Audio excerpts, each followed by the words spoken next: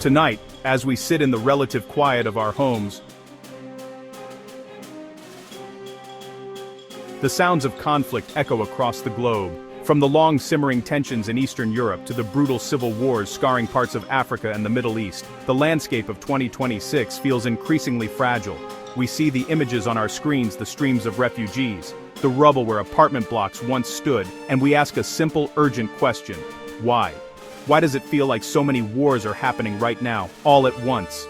The world is more connected than ever before, a place where information crosses borders in an instant, goods cross borders in an instant. Yet, this interconnectedness has not brought universal peace. Instead, it broadcasts the harsh realities of conflicts that once felt distant. This isn't just an academic question, it is a matter of life and death for millions. At its very core, much of warfare is a brutal and direct extension of politics. It is about power, who has it, who wants it, and how far they are willing to go to keep it. Violence becomes a tool when diplomacy fails, or is ignored, to expand territory, seize border regions, or install a friendly government next door. Ambition at the top can plunge millions into conflict.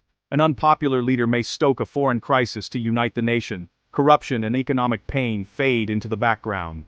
Authoritarian systems lack checks and balances. No independent courts, no free press, no robust opposition.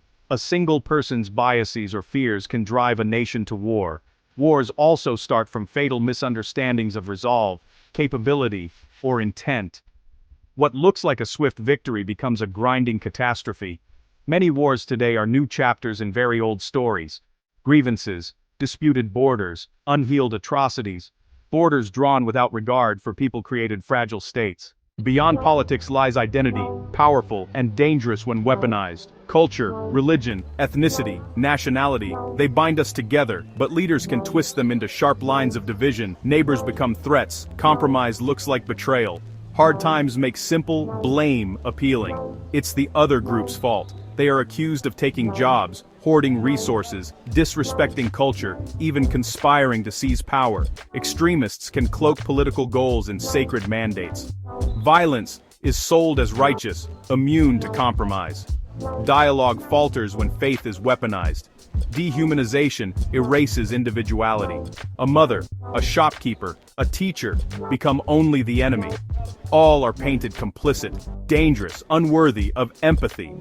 This psychology opens the door to ethnic cleansing and genocide. Once dehumanized, moral barriers crumble.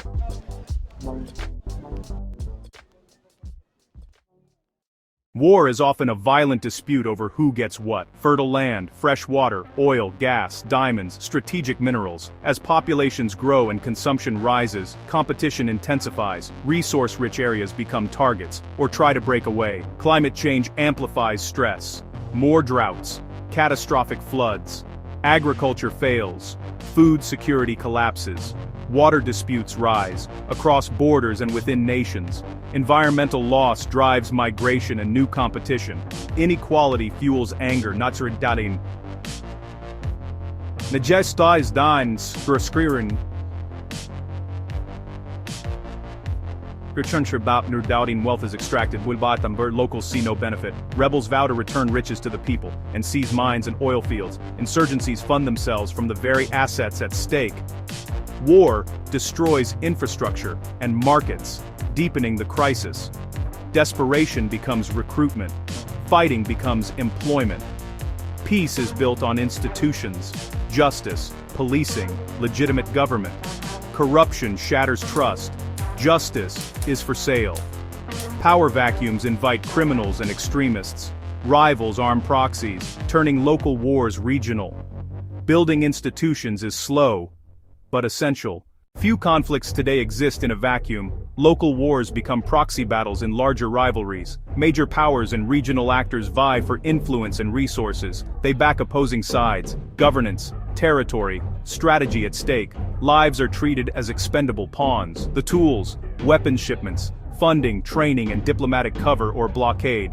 External lifelines keep wars alive. Motives, resources, ports, ideology, friendly regimes, or hobbling rivals. Peace talks must satisfy outside sponsors as well as locals. Ceasefires can be vetoed from thousands of miles away. Those who suffer most have the least say. Local fates turn on distant calculations. New technology transforms warfare, more accessible, more lethal. Inexpensive systems empower small states and non-state actors. A handful of skilled operators can challenge a modern army. Drones watch every move and can strike from afar. A cheap quadcopter becomes a precision weapon. Distance lowers the threshold to use force. Cyber warfare cripples grids, finance, and communications. Information warfare manipulates morale and public opinion. The promise of surgical strikes meets harsh reality. A high-tech arms race makes wars deadlier, especially for civilians. Despair is a luxury we cannot afford. Strengthen institutions, good governance, independent courts, a free press. Fight corruption, make justice accessible and fair. Create opportunity and resilience, especially for the young. Share natural wealth equitably, adapt to a changing climate. Prioritize diplomacy, prevent escalation, and curb the flow of weapons.